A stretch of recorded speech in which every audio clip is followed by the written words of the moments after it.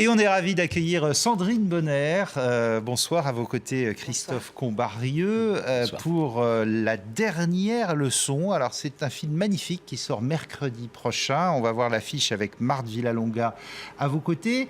Au départ, Christophe, ça peut être un peu interrogé. C'est l'histoire de la mort qu'on souhaite, qu'une vieille dame souhaite, l'euthanasie. C'est pas facile, effectivement. C'est pas facile, mais on en sort transfiguré de ce film. On en sort transfiguré. La salle, quand elle n'est pas en train de pleurer encore, elle applaudit à tout rompre.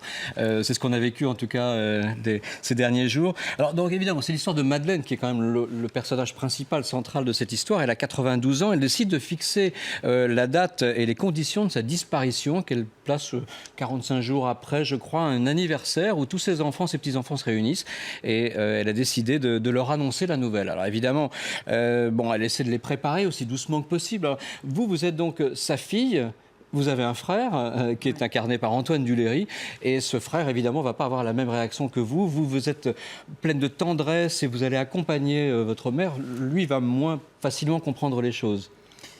Oui, lui a plus de mal avec cette décision, ce qui peut se comprendre. Et c'est là où je trouve que le film est intéressant, c'est qu'il raconte plusieurs points de vue, parce que c'est un sujet délicat.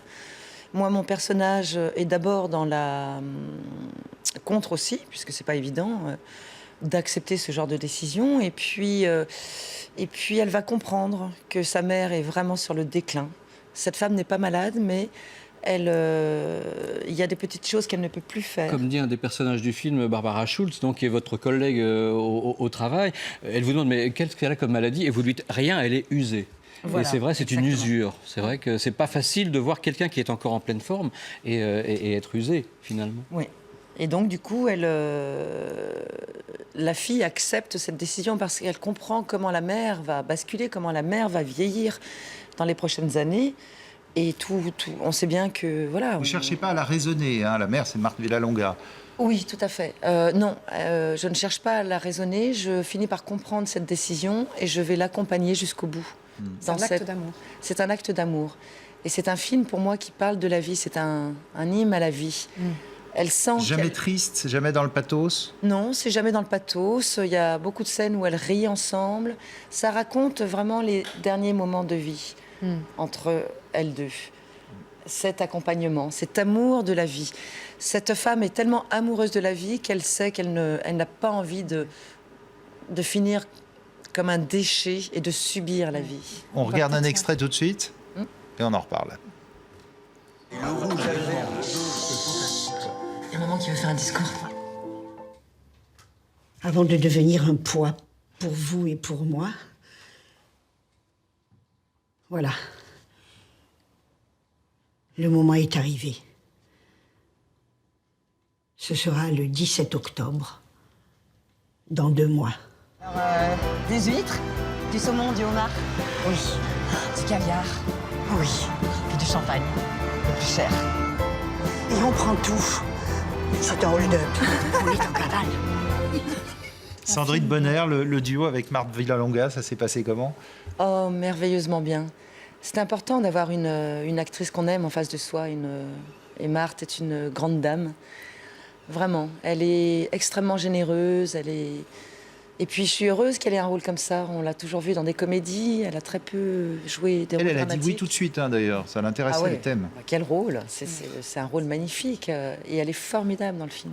Est-ce qu'il y a eu des scènes qui étaient finalement difficiles à tourner? Parce que je vois la scène du bain, quand même, qui était... fallait pas que ça devienne ni voyeur, ni exhibitionniste. Il fallait que c'était très compliqué, j'imagine, à tourner.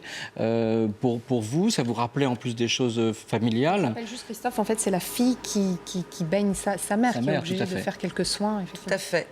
Non, ça n'a pas été une scène trop difficile. L'accompagnement, moi, c'est quelque chose que je connais avec ma sœur autiste. Ce qui a été difficile, par contre, c'est la scène où on se dit au revoir physiquement.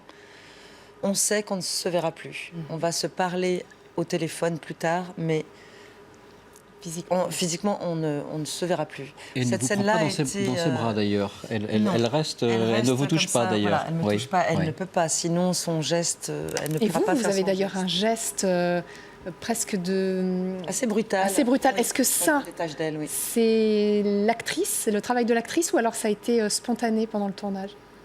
Non, c'est mon travail. Je me suis dit qu'il y avait un mélange de colère en même temps. Et puis, c'est un arrachement. Donc, tout d'un coup, elle comprend que voilà, c'est fini. Donc, elle se met volontairement, enfin pas contre elle, mais elle a besoin de couper. Voilà. Un mot sur la réalisatrice quand même, qu'on connaissait plus pour ses réalisations de comédie. Tout à fait. La Croisière avec Charlotte de Turckheim. On se souvient aussi de l'autre côté du lit avec Danny Boone. On a du mal à lumière là, oui. Oui, voilà, on a du mal à imaginer une réalisatrice partir dans un sujet aussi sérieux, aussi engageant quelque part. Ça fait plus de 10 ans qu'elle a envie de monter ce film. Et d'ailleurs, elle s'est dit qu'elle allait faire des comédies pour être... C'est vrai, quand on fait des comédies, en plus, ces films ont vraiment marché. Donc, du coup, ça lui a permis de monter ce film plus facilement. Et vous, ça ne vous a pas inquiété, justement, de partir justement avec une réalisatrice qui venait aussi un peu d'un film, d'un cinéma plus léger ? Effectivement, je me suis posé la question. J'ai eu au départ un peu... pas des craintes, mais en même temps, elle parle...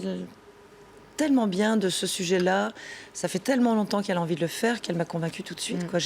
Je lui ai fait confiance très vite. On rappelle juste que c'est tiré d'un livre, tiré lui-même d'une histoire réelle. Donc le livre de Noël Châtelet qui raconte l'histoire de cette mère de famille qui avait réellement annoncé son envie de mourir et donc de sa fin programmée. Absolument. Et Noël Châtelet qui était très présente, je crois, sur le tournage, pas omniprésente, mais est-ce que c'était un peu une réalisatrice bis ? Non, du tout. Elle a vraiment eu l'élégance et la compréhension de rester à sa place. Elle nous a jamais orientés dans quoi que ce soit pour notre jeu ou même pour le film. Elle nous a raconté comment s'était passé son aventure avec sa mère. On a lu le livre et ensuite nous avons créé nous-mêmes avec Bien sûr. Ce qu'on avait à... Et votre sensibilité à vous. Voilà, tout à fait. Vous en ressortez comment d'un tournage comme ça ? J'en ressors assez heureuse parce que pour moi, c'est un film très positif. Ça parle d'accompagnement, d'amour et d'aller jusqu'au boutisme. Mais vu l'actualité, ça m'a rendue sereine, plutôt.